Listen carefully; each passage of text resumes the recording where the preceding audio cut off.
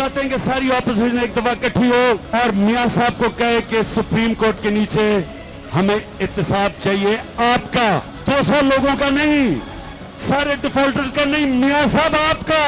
आपके पास हुकूमत करने का कोई इखलाकी जवाज नहीं है। आपके ऊपर 4 बड़े बड़े इल्जाम लगे हुए हैं, corruption, tax evasion, money laundering और इलेक्शन कमीशन को झूठ बोलना। चारों के अंदर जेल है।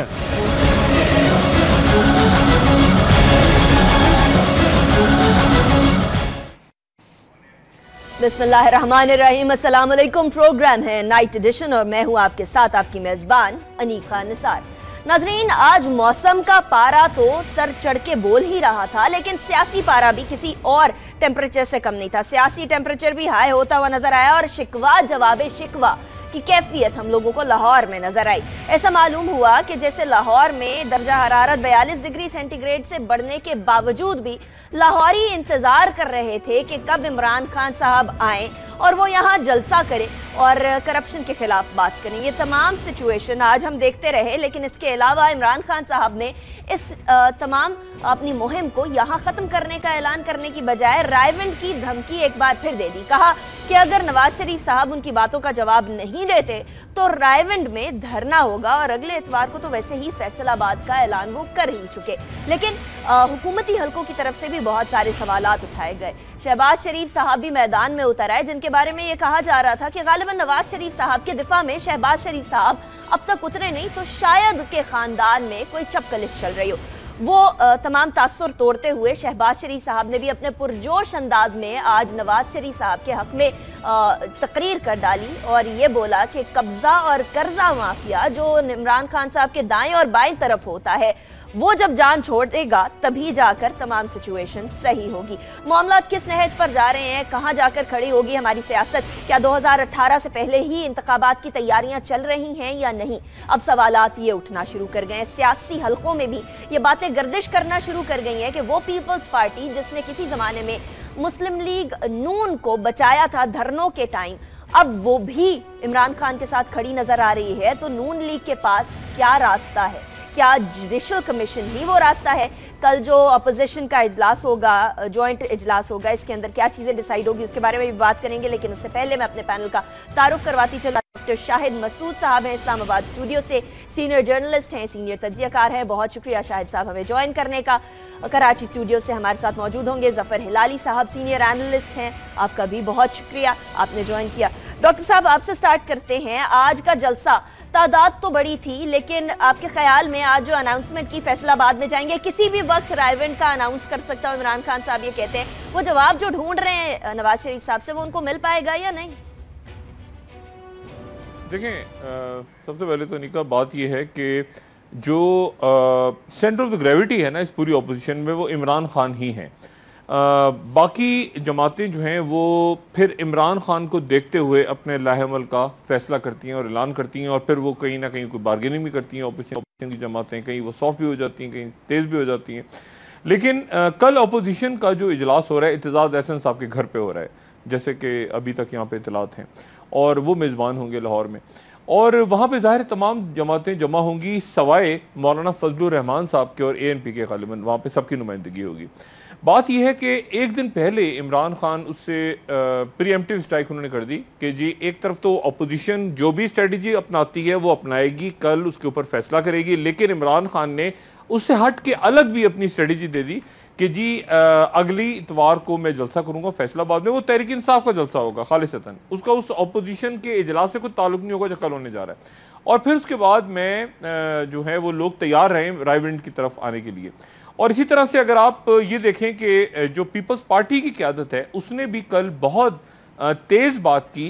बिलावल भुट्टो जरदारी ने इस्तीफे का मुतालबा किया, लेकिन उसके बाद जो रद्द-ए-अमल आया हुकूमत का भी वो बड़ा स्लो था। जो आपने शहबाज शरीफ साहब की, उन्होंने कहा कि बच्चे कह के मुखातिब किया, और उन्होंने कहा कि तुम्हारे 5 साल का एक भी अगर हिसाब किताब आ जाएगा तो उसके बाद आप लड़काना जाके बैठ जाएंगे। तो शहबाज शरीफ साहब ने जो हदफ है हुकूमत का, वो नवाज शरीफ साहब की पूरी हुकूमत का वो इमरान खान ही हैं।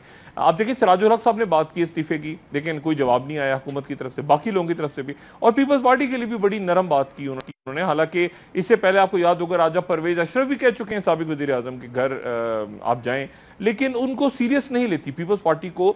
मुस्लिम लीग नवाज सीरियस नहीं ले रही अभी तक। उनके जो वज़रा हैं वो भी कहते हैं कि नहीं यार ये चूंकि खुद हम इनके बहुत सारी फाइलें पिछले दौर की, बहुत सारे करप्शन स्कैंडल्स, बहुत कुछ हमारे पास मौजूद है, हम इनको डराते हैं, धमकाते हैं, और ट्रैक टू डिप्लोमेसी अब तक मौजूद है। कहीं ना कहीं पीपल्स पार्टी की जो आला तरीन क़यादत है वो और मुस्लिम लीग नवाज की आला तरीन क़यादत के दरमियान ट्रैक टू मौजूद है। अब इसमें देखना यह है कि आज जो प्रीएम्प्टिव स्ट्राइक कर दी, कल के इजलास में कौन कौन सी जमातें इसी स्टांस के साथ सामने आती हैं कि हम रायबंद की तरफ जाएंगे। क्या कोई डेडलाइन देते हैं वो मियां नवाज शरीफ साहब को स्टेप डाउन होने के लिए कोई वाज़ेह तौर पे, या नहीं देते? तो मेरे ख्याल से कल का इजलास बड़ा इंपॉर्टेंट निकला और उसके बाद सूरत वाज़ेह होगी कि तहरीक इंसाफ और बाकी जमातें एक पेज पे एक साथ खड़ी हैं या उनमें दरार डल जाएगी जैसे कि हुकूमत को उम्मीद है। जी सही। अच्छा हिलाली साहब आपकी तरफ चलते हैं। जिस तरह शाहिद मसूद साहब ने कहा कि ये हुकूमत पीपल्स पार्टी को उतना सीरियस ले ही नहीं रही जितना पीटीआई को ले रही है, तो पीटीआई तो बड़ी थ्रेट हुई उसके हवाले से ज्यादा वज़रा बात कर रहे हैं। पीपल्स पार्टी के बिलावल भुट्टो साहब तो करप्शन के बारे में बात कर रहे हैं, जरदारी साहब वहां लंदन के अंदर फोन करते हैं। तो क्या पीपल्स पार्टी डिवाइडेड है इस तमाम सिचुएशन पे, या आपको लगता है कि वो भी इमरान खान साहब वाला स्टाइल अडॉप्ट करेंगे? नहीं, मेरे ख्याल में पीपल्स पार्टी डिवाइडेड इतना नहीं है। इंटरनली पता नहीं कितना डिवाइडेड है और बाप बेटे में क्या फ़र्क है, मगर मेरे ख्याल में जैसे शायद मसूद साहब ने कहा ये पीपल्स पार्टी का मामला नहीं है। देखिए ये एक ब्रूटल कॉन्फ्रंटेशन होने वाला है और ये जो फाइट है इससे दोनों साइड्स पीटीआई और पीएमएलएन और ऑपोजिशन ये पीछे नहीं हटने वाले हैं। पीछे अब हट नहीं सकते हैं, अब सिर्फ एक या दूसरा जीतेगा। और मेरे ख्याल में जो अल्फाज इस वक्त आज इस्तेमाल हुए हैं दैट मेक्स इट सर्टन, अब इसमें कोई गिव एंड टेक नहीं हो सकता। दिस इज अ बैटल जिसको एक ने जीतना है और no quarter will be given, कोई रहम वहम कुछ नहीं होगा। और अगर मैं समझता हूं अगर ये रहम ऐसा निकल आए कि सुप्रीम कोर्ट ने मिसाल के तौर पे एक्सेप्ट ना करे इस केस को चलाने, और या supreme court during the course of the hearing अगर डिसाइड करें कि डॉक्यूमेंट्री एविडेंस उस किस्म का नहीं है जो ये केस का फैसला हो सकता है, फिर मेरे ख्याल में सिचुएशन और भी ख़राब हो जाएगा। और फिर मैं समझूंगा कि हमें कोई फिर सीरियसली नहीं लेगा अगर फॉर एग्जाम्पल अगर सुप्रीम कोर्ट ने कह दें कि they either can not decide और वो फैसला जो वो करें it for some narrow technical reason वो फैसला ना हो। हमें मुल्क को, पार्टीज को, कौम को इस मसले का फैसला चाहिए। हु इज राइट वो इस वक्त पता हो जाएगा, नहीं तो मेरे ख्याल में कोई पाकिस्तान को सीरियसली ले ही नहीं सकेगा। सही, ठीक है। अच्छा शायद साहब वो कुछ तरीकाकार ऐसे भी हैं कि पाकिस्तान की हुकूमत अगर पनामा की हुकूमत को कांटेक्ट करे, वो तरीके भी हैं, उसके थ्रू तमाम चीज़ें सामने आ सकती हैं। यूएन की कुछ ऐसे रेजोल्यूशंस हैं। ये तमाम चीज़ें क्यों हुकूमत नहीं कर रही? क्यों वो इमरान खान साहब वाली डिमांड को नहीं मान रहे कि आप तमाम चीज़ें सामने रख दें और ये सारा मसला खत्म हो जाएगा, पॉलिटिकल टर्मोइल की तरफ मुल्क जाएगा ही नहीं? नहीं देखें, सबसे पहले तो मैं आपको ये गुजारिश करूं कि ये जो चीफ जस्टिस साहब, जैसे जफर हिलाली साहब ने कहा, चीफ जस्टिस साहब को खत देख दिया है, वो वापस आ चुके हैं टर्की से। लेकिन साथ ही मियां नवाज शरीफ साहब ने कल कहा कि टीओआर्स में तब्दीली का इख्तियार चीफ जस्टिस को है। लेकिन वो जो मेरी आज यहाँ बात हुई कुछ लीगल एक्सपर्ट से इस्लामाबाद में और सुप्रीम कोर्ट में के से जो वाबस्ता लोग हैं, वो कहते हैं कि चीफ जस्टिस नहीं कर सकते टीओआर्स को चेंज जब तक हुकूमत उस खत को विड्रॉ ना करे जो पहले लिखा था और नया खत ना लिखे। वो चीफ जस्टिस खुद नहीं कर सकते।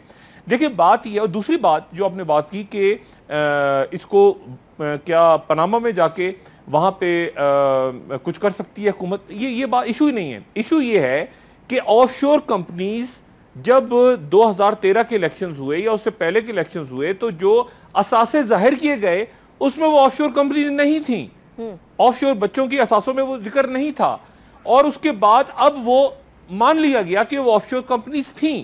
तो ये तो पनामा का इस जिक्र है ही नहीं कि वहां जाके कोई फॉरेंसिक ऑडिट होगा। ये तो एक इलेक्शन कमीशन ऑफ पाकिस्तान जैसे गलत बयानी के ऊपर बेशुमार लोग पाकिस्तान के डिस्क्वालीफाई हुए हैं अरकान असेंबली। ये तो डिस्क्वालीफाई सिंपल इलेक्शन कमीशन काम कर सकता है यहाँ पे रह के, इसके लिए कोई फॉरेंसिक, क्योंकि मैंने तस्लीम अगर कर लिया कि हाँ मेरी ऑफशोर कंपनी है लेकिन वो मैंने पहले डिक्लेयर नहीं किया हुआ, तो जब मैंने मान लिया तो फिर इसमें पनामा जाने की या मनामा जाने की या स्विट्जरलैंड जाने की जरूरत ही नहीं, असासे डिक्लेयर नहीं हुए और उसके ऊपर डिस्क्वालिफिकेशन हो सकती है झूठ बोलने पे। ये सबसे बड़ा इशू है और मेरे ख्याल से ये हुकूमत, मौजूदा हुकूमत जो है वो इस बात पे ज्यादा परेशान है कि ये फॉरेंसिक ऑडिट और ये तो सारा लंबी कहानी चल सकती है, लेकिन झूठ बोलने पे अगर इलेक्शन कमीशन ने कोई एक्शन ले लिया या कोई पिटीशन चली गई कि जी गलत बयानी हुई थी 2013 के इलेक्शंस में, तो फिर उसके बाद क्या होगा?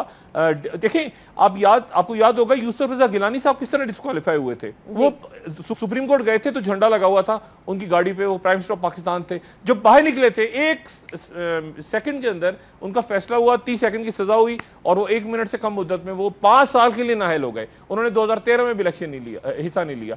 तो खतरा जो है वो यहां सुप्रीम कोर्ट और इलेक्शन कमीशन से है कि वो कहीं अचानक किसी वक्त गलत बयानी के ऊपर कोई ऑर्डर पास ना कर दें। अच्छा शायद साहब, इलेक्शन कमीशन के बारे में भी एक बात सामने आ रही है, बात करेंगे एक ब्रेक के बाद।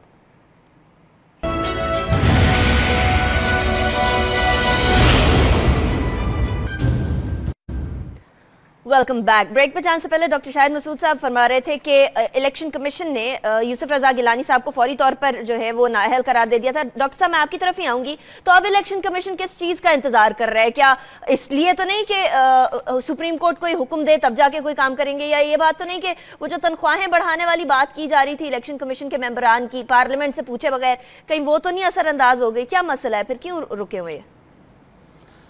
नहीं, मेरा ख्याल है वो तो तनख्वाहें बढ़ाने वाली बात भी डेफिनेटली हो सकती है, लेकिन इस वक्त चूंकि खत लिख दिया ना, मुतालबा ये था पहले, सबसे पहले तो बात हुई कमीशन कायम हो।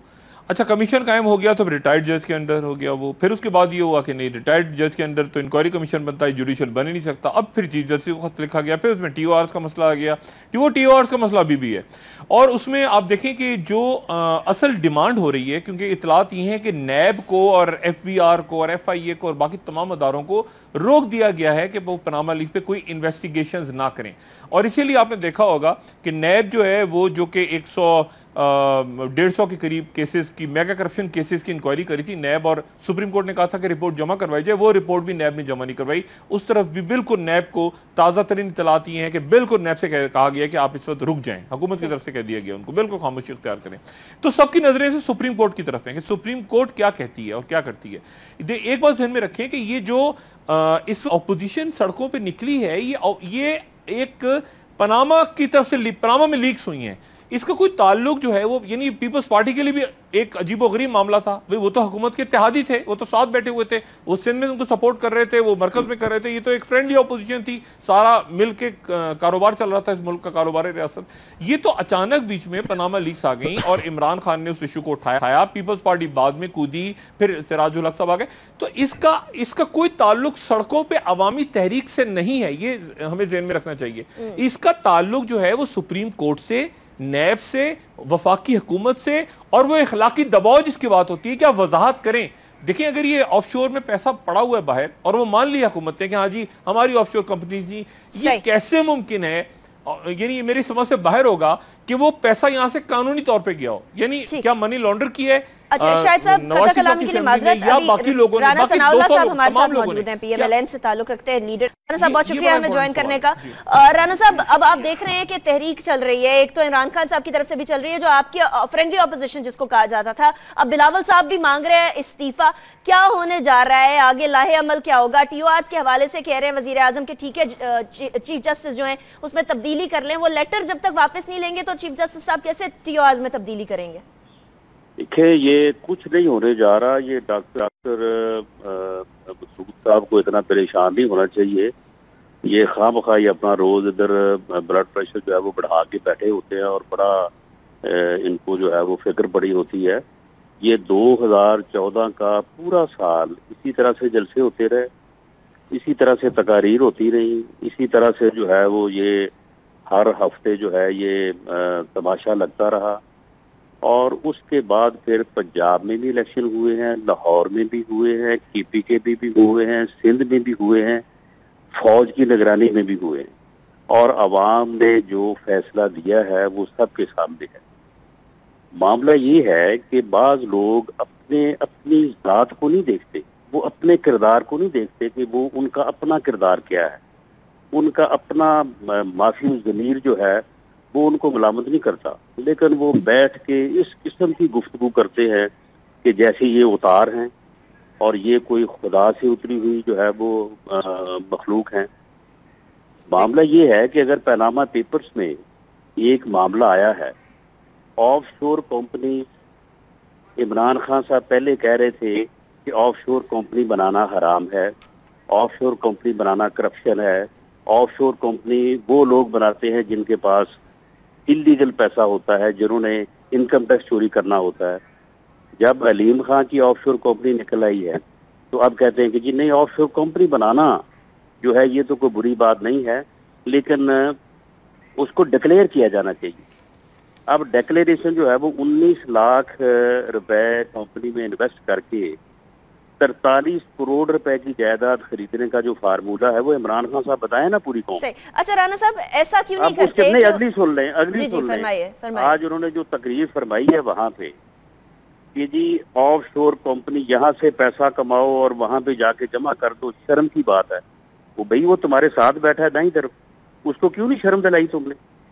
वो खुद कह रहा है कि मैंने 52 करोड़ रुपए जो है वो मैंने यहाँ पे कमाया है, यहाँ पे कर्जे माफ करवाए हैं और उसको मैंने जो है वो बाहर भेजा है। तो देखिए बात ये है कि ये सारी चीजें कौम के सामने, कौम इतनी बेवकूफ नहीं है कि वो राना साहब को सलाम अर्ज कर लूं, आपकी इजाजत हो? वालों की राना साहब, डॉक्टर शाहिद साहब आपसे बात करना चाह रहे हैं, कुछ आपसे कुछ जी राना साहब अस्सलाम वालेकुम। जी वालेकुम सलाम। राना साहब मेरे एक तो भाई हैं, तो राना साहब मेरे भाई हैं, तो पता नहीं उनको कैसे लग गया कि मेरा ब्लड प्रेशर बढ़ा हुआ है। राना साहब एक तो मैं वैसे डॉक्टरों को ब्लड प्रेशर बढ़ेगा मैं गोली खा लूंगा उसकी। अच्छा दूसरी बात में राना साहब मैं ये कह रहा था, दूसरी बात मैं ये कह रहा था कि देखें जी डॉक्टर साहब, ऐसे अल्फाज ये कह रहा था कि जो मैं समझता हूँ कि आपके भी शायद निशान नहीं होते। अच्छा राना साहब, डॉक्टर साहब का सवाल सुन लेते हैं सर। जी डॉक्टर साहब जी, मैं ये बात कह रहा था, आपने कहा कि ब्लड प्रेशर और वो आपने जाहिर है कि खास उसमें बात की होगी, लेकिन हुकूमत परेशान तो है, यानी ब्लड प्रेशर मेरा चलें अगर बढ़ता आपको नजर आ रहा है मैं उसका कोई इलाज कर लूंगा। देखिए वो रोज प्रेस कॉन्फ्रेंसेस तो हो रही हैं, रोज जलसे तो हो रहे हैं, रोज जवाब, इसका मतलब है कुछ तो ऐसा हुकूमत महसूस कर रही है हीट इस पूरे मामले की। देखिए डॉक्टर साहब, ये परेशानी की निशानी नहीं है। एक पॉलिटिकल, एक डेमोक्रेटिक मुआशरे में आपको हर बात का जवाब देना पड़ता है। अपोजिशन अगर प्रेस कॉन्फ्रेंस करे, आपका फर्ज है आपको प्रेस कॉन्फ्रेंस करनी पड़ेगी। अपोजिशन अगर जलसा करती है तो आपको भी, चलो आप 3 जलसों के जवाब में एक कर लें, लेकिन आपको भी अवाम में जो है वो आना पड़ेगा। अब इस पे मामला ये है कि ये उनकी बातों का अगर हम जवाब नहीं देंगे तो फिर आप लोग ही कहेंगे जी हुकूमत कहाँ है, नजर नहीं आ रही, तो अच्छा, है, राना साहब कथा कलामी के लिए माजरत, क्या जवाब देना जरूरी है? आप हुकूमत में है, अगर अलीम खान साहब ने कोई टैक्स चोरी की है, अगर जहांगीर तरीन साहब ने कोई कर्जे माफ करवाया, तो आप लोग कार्रवाई क्यों नहीं करते? आपके पास तो ये, आप इस बात की मजाज है। हुकूमत कार्रवाई नहीं कर सकती। क्यों? कार्रवाई करने के लिए एक अदारा नैब है। हुकूमत की कार्रवाई करने का अमल जो है ये पिछले 65 सालों में गलत साबित हुआ है, इसको लोगों ने कबूल ही नहीं किया। जो आप अयूब खान के एब्डो से लेके मुशर्रफ की जो है वो अपना जो है वो एहतसाब तक आप ले लें, लोग इसको नहीं मानते। इसीलिए नैब का एक इंडिपेंडेंट अदारा बना दिया गया है, या तो वो एहतसाब कर सकता है या फिर ये इंक्वायरी कमीशन जो सुप्रीम कोर्ट के चीफ जस्टिस, लेकिन राना साहब उसको तो रोक दिया है, उसको तो रोक दिया गया है कि वो आगे ना करे इसके ऊपर तहकीकात, मेगा करप्शन केसेस पे और बाकी केसेस पे उसको रोक दिया गया है। देखिए डॉक्टर साहब, आप देखिए ना, आप पढ़े लिखे और बड़े जहां दीदा समझदार आप लोग हैं, आप मुझे ये बताएं कि नैब जो है, मैं ये बात कर रहा हूँ लॉ की। अब देखें ना, अपनी मर्जी से मैं एक काम ना करूँ तो मैं तो वो मेरी मर्जी है। नैब के चेयरमैन को वही तहफ़्फ़ुज़ हासिल है जो सुप्रीम कोर्ट के चीफ जस्टिस को हासिल है। वो इंडिपेंडेंट अदारा है, गवर्नमेंट की कोई उसके ऊपर दस्तरस नहीं है। गवर्नमेंट ना उसको रोक सकती है ना राना साहब है, राना साहब माजरत, वो तो देखें आप, धमकी तो लगी थी ना कि वो पर कतर देंगे और ना, वो तो भाई वो तो बात हुई थी, वो तो देखें जब नैब थोड़ी सी एक्टिव हुई थी तो धमकी तो आई थी चारों तरफ से उस पर। चलो धमकी में ना आए वो, देखें बात ये है कि धमकी तो फिर सुप्रीम कोर्ट को भी लग सकती है, हाई कोर्ट को भी लग सकती है। बात ये है कि जब उनको वो जॉब सिक्योरिटी हासिल है, वो अपना इख्तियार हासिल है जो chief justice of supreme court का, वो धमकी में ना आए। ठीक, अच्छा राना साहब ऐसा क्यों नहीं करते? चलिए, जो बुराइयां पीटीआई में अपनी जगह पर, पीपीपी में अपनी जगह पर, ऐसा क्यों नहीं करते कि जुडिशल कमीशन, ये इतना लंबा सिस्टम प्रोसेस हो जाएगा, वजीर आजम साहब अपनी तमाम चीजें लाके रख दें कि देखें मैं तो साफ हूं, जैसे डेविड कैमरून साहब ने किया बरतानिया में। देखिए यही तो बात है कि जब ये रोज शाम को ये बातें जो है वो लोग कर रहे थे जो पढ़े लिखे समझदार लोग हैं, वो भाई कोई एमएनए कोई एमपीए पाकिस्तान में 30 सितंबर तक अपने अगर असासे डिक्लेयर ना करे तो वो सस्पेंड हो जाता है। वजीर आजम हर साल अपने असासे डिक्लेयर करते हैं, अगर उन असासों में उन्होंने डिक्लेरेशन कोई छुपाई है तो बाकायदा तौर पे उसके खिलाफ कोई अदालत में चला जाए, वो नाहल हो सकते। ये तो बड़ी सीधी सी काम है। डिक्लेयर वो कहाँ से करें, वो हर साल करते हैं, मैं भी करता हूँ एक मेंबर सूबाई असेंबली के तौर पे, बाकी लोग भी करते हैं। नहीं राना साहब, ये तो पहले डिक्लेयर नहीं थी ना ऑफशोर, ये इनका इशू है, ये डिक्लेयर नहीं थी। बात ये है कि ऑफशोर जो है वो अगर तो नवाज शरीफ के नाम पे हुई और उसने डिक्लेयर ना की हुई तो ये साबित हो जाएगा इंक्वायरी कमीशन। अब आप देखें ना, जब जहांगीर तरीन साहब के जो बेटों की ऑफशोर कंपनी है, अब हमारे पास सबूत मौजूद हैं कि उनमें जो इन्वेस्टमेंट हुई है, सरमायाकारी है, वो इमरान खान की है। जितनी ये बाहर से फंड रेजिंग हुई है, सारे पैसे उन ऑफशोर कंपनी में इन्वेस्ट करके वहां पे जो है वो बड़ी महंगी प्रॉपर्टीज खरीदी गई हैं और वहां से जो है वो मुनाफा या नहीं, आप ये कहना चाह रहे हैं कि जहांगीर तरीन की ऑफशोर में इमरान खान का पैसा है? जी जी बिल्कुल, ये हम इंक्वायरी कमीशन में ये सबूत देंगे कि फला फंड रेजिंग जो है वो डिनर हुआ और वहां से इतने पैसे फला आदमी, एक आदमी जिसका नाम जेड से शुरू होता है, अभी उसका नाम बताने की जरूरत नहीं है, उसके अकाउंट में गए, वहां से फिर वो इधर आए और ये ऑफशोर कंपनी में जो है वो गए। सही, अच्छा राना साहब, ये बड़ा इंटरेस्टिंग पॉइंट है आपका, मुझे अभी ब्रेक की तरफ जाना है, ब्रेक के बाद भी इसके हवाले से बात करेंगे। बहुत बहुत इंटरेस्टिंग पॉइंट कि जी जहांगीर तरीन साहब की ऑफशोर कंपनियां जो है उसके अंदर इमरान खान साहब का पैसा है। बात करेंगे एक ब्रेक के बाद।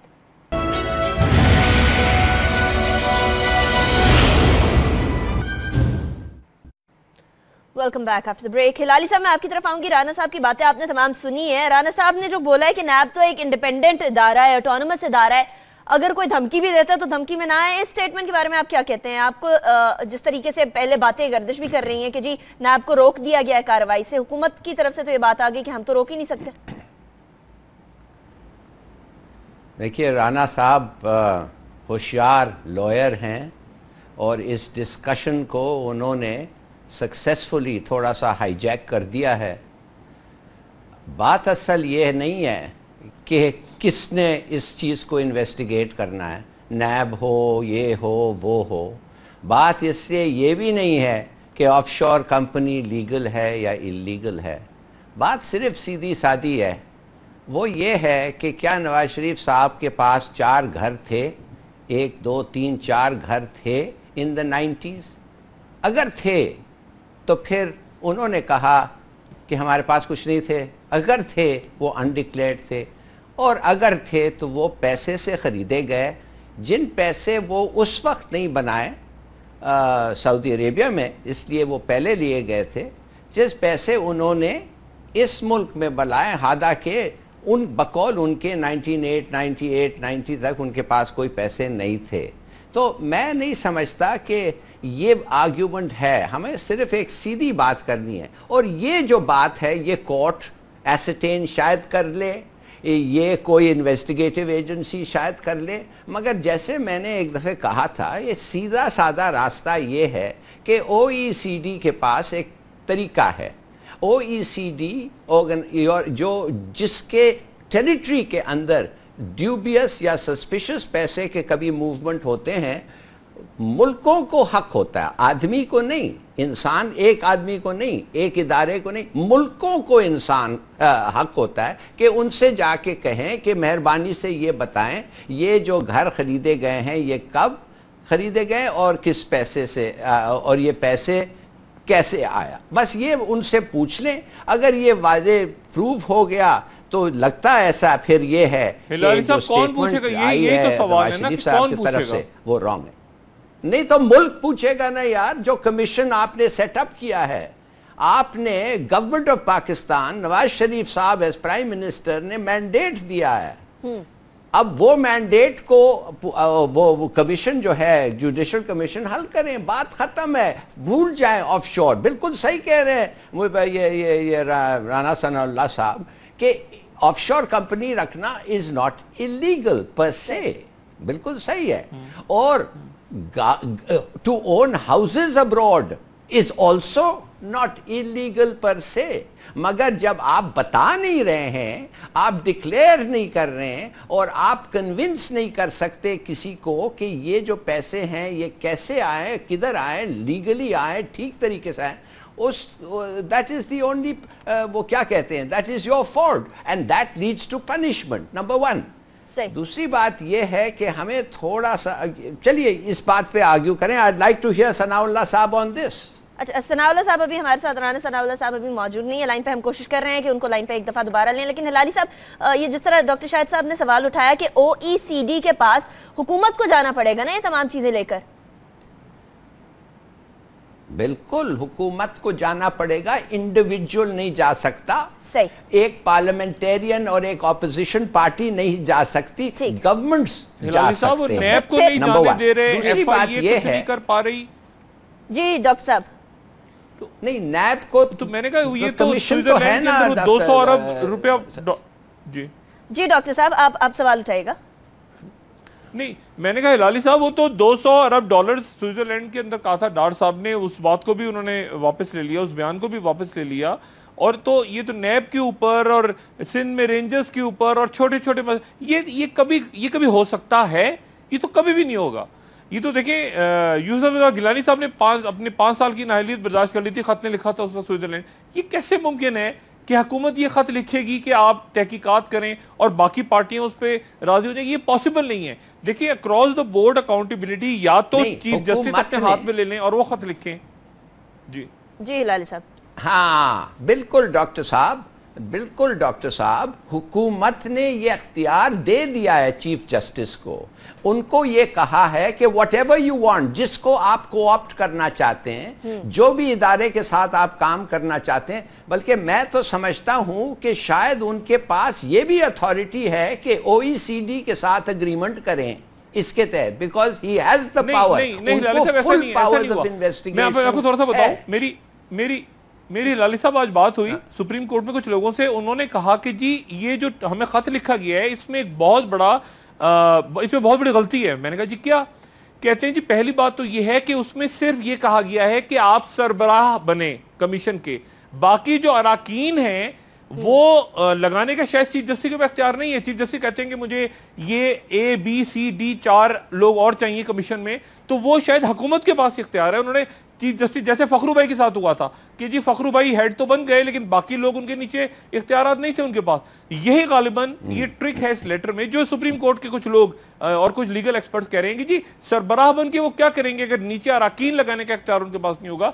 तो मेरा ख्याल है कि देखते हैं इस पे सुप्रीम कोर्ट क्या करती है। अभी तक जो वहां से वाइब्स आ रही है वो यही है कि सुप्रीम कोर्ट आजाद नहीं है, सुप्रीम कोर्ट की चीफ जस्टिस में। जी तो फिर अगर आजाद नहीं है तो फिर OECD किस तरह जा सकेगी? तो फिर ये आप, हाँ तो देखिए, जो आपने कहा है और आपने जो एग्जाम्पल दिया है फखरुद्दीन का, वो बड़ा अच्छा एग्जाम्पल है। फखरुद्दीन को इन्होंने चेयरमैन बना दिया और जो 4 थे उसके तहत वो सब इनके पुराने चमचे थे। बिल्कुल सही कह रहे हैं खेल इधर में वही खेल है। इस वक्त जस्टिस नहीं, अगर वो खेल है तो इस ट्रिक जो आपने कहा, ये ट्रिक तो बड़ा जल्दी वाजे हो जाएगा ना। जैसे वो अपॉइंट करेंगे और जैसे उनकी इजाजत मांगेंगे अपॉइंट करने के लिए, गवर्नमेंट कहेगी नहीं इसको नहीं रोक सकते, इसको नहीं रख सकते। जैसे उन्होंने एक दफे कह दिया कि इसको नहीं रख सकते, ये जो डेमोन्स्ट्रेशंस हैं ये तो बड़ा धूमधाम से फिर उठेंगे। अच्छा, वो तो धूमधाम से। मुझे ये बताएं, कल अगर चीफ जस्टिस कहते हैं जी, कल अगर चीफ जस्टिस कहते हैं कि मुझे FIA, मुझे नैब, मुझे FBR, ये 4-5 अदारे मेरे अंडर कर दिए जाए और मैं इन्वेस्टिगेट करता हूं करप्शन को, क्या हुकूमत बर्दाश्त कर सकती है इस बात को? आप खुद सोचें, क्या ये इज इट पॉसिबल? यानी मेगा करप्शन के ऊपर तो वो नैब के पर कतरने और हाथ काटने और यहां तक चले गए थे। यानी इज इट पॉसिबल कि वो कहें कि जी ये 4 अदारे हम सुप्रीम कोर्ट के अंडर कर रहे हैं, तो फिर क्या बचेगा? ये वो इसमें ट्रिक है। This is what I was trying to convey कि ये ट्रिक है कि बस आप सरबराह बन जाएं और बाकी जो अराकीन है, बाकी जो काम है वो हम खुद करेंगे। ये इसमें ट्रिक है हलाली साहब। सही, अगर ये तमाम ट्रिक्स हैं हिलाली साहब, मुझे इसके साथ ही मुझे ये भी बता दीजिएगा कि फिर टीओआरस तो तमाम की चीजें जो है ये सारी की सारी ऑपोजिशन करेगी और उसके बाद फिर असर्ट करेगी, तभी सारी चीजें सामने आएंगी ना। अब कल का इजलास है, इसके बारे में बात करनी है, लेकिन अभी मुझे जाना है ब्रेक की तरफ। जो डॉट पॉइंट्स उठाए हैं उस पॉइंट्स के जवाब मैं आपसे लूंगी, लेकिन एक ब्रेक के बाद।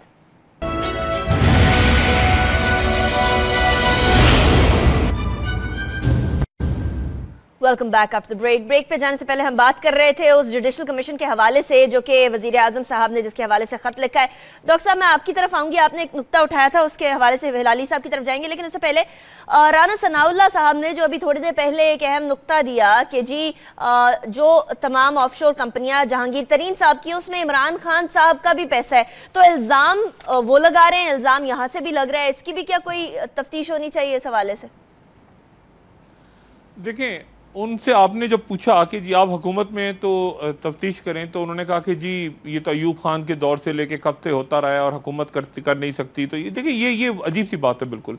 अगर किसी ने चोरी चकारी की है, लूटमार की है, तो हुकूमत किस लिए है, नैब किस लिए है, FIA किस लिए है? ये तो यानी सभी कहेंगे कि भाई हम आज़ादी से घूमते हैं भी सड़कों पे, ये तो फजूल सी बात हुई बिल्कुल। ये कोई आर्गूमेंट नहीं है जो उन्होंने दी। बात सारी ये है कि किसी भी पार्टी में, चाहे वो PTI हो, PMLN हो, PPP हो, जमात, किसी भी पार्टी में अगर करप्शन की है, मेगा करप्शन या छोटी करप्शन या झूठ बोला है अवाम से, पैसा लूटा है, या जो भी उनका एहतसाब होना चाहिए, अक्रॉस द बोर्ड होना चाहिए।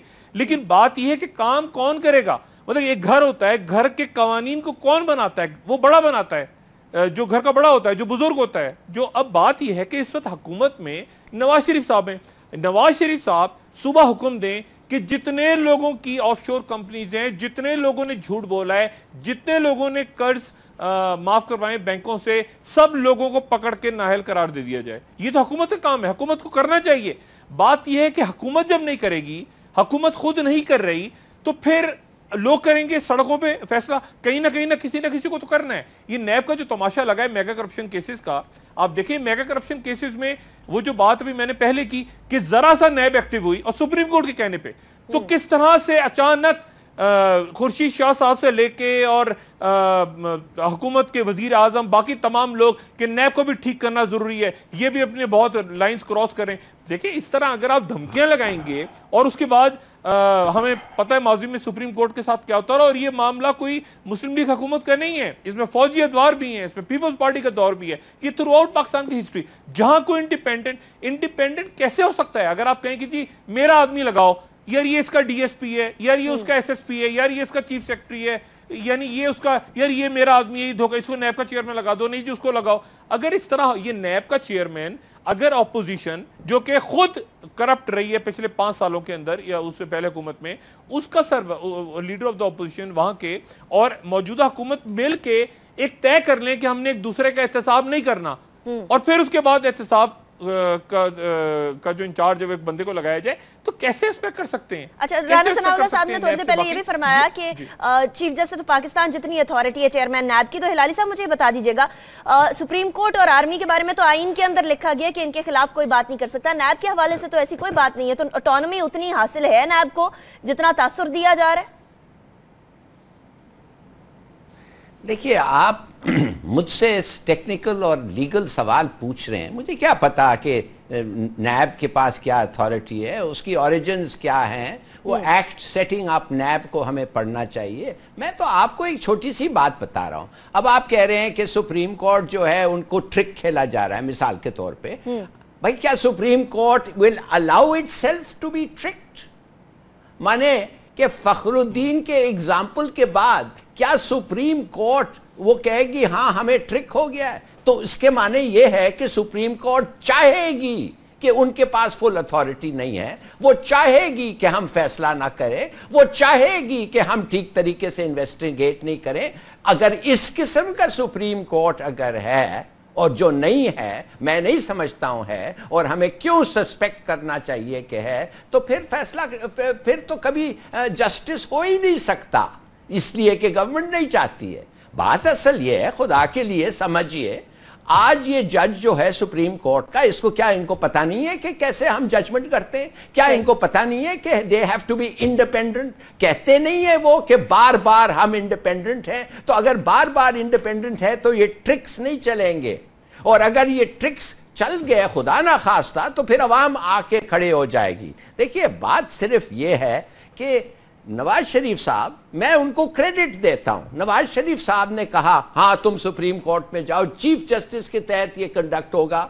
उन्होंने ये कहा कि TOR वो फ्रेम करेंगे, चीफ जस्टिस फ्रेम करेंगे। उन्होंने ये तो नहीं कहा कि हम करेंगे और हम उनको देंगे। हाँ, ओवरऑल पावर नहीं यार, अगर ओवरऑल पावर गवर्नमेंट के पास है रिफ्यूज करने का, उन्होंने ये तो नहीं कहा है कि हम रिफ्यूज करेंगे चीफ जस्टिस के TOR।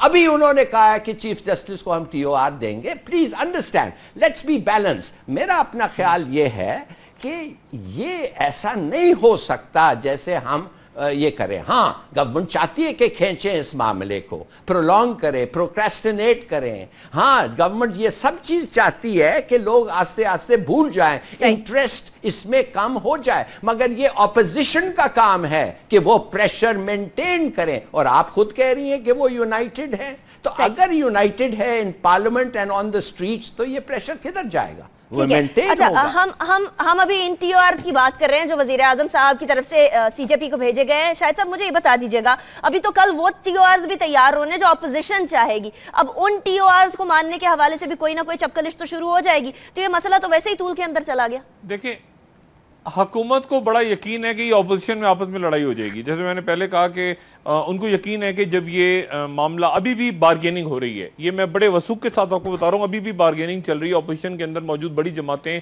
बार्गेन कर रही हैं कि तुम हमें ये रिलीफ दिलवा दो सिंध के अंदर फलाना मामला के ऊपर, तो हम तुम्हारे साथ मामला हल करेंगे।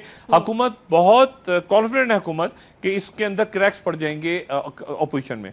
और इसीलिए मैंने पहले बात की थी कि इमरान खान ने अपनी अलग स्ट्रेटेजी भी रखी हुई है कि अगर इसमें से पीपल्स पार्टी निकल जाती है, दाएं बाएं हो जाती है, तो उस सूरत में हम एक अपनी अलग लाइन लें। वो और सिराजुल हक और बाकी पार्टियां क्या करती हैं।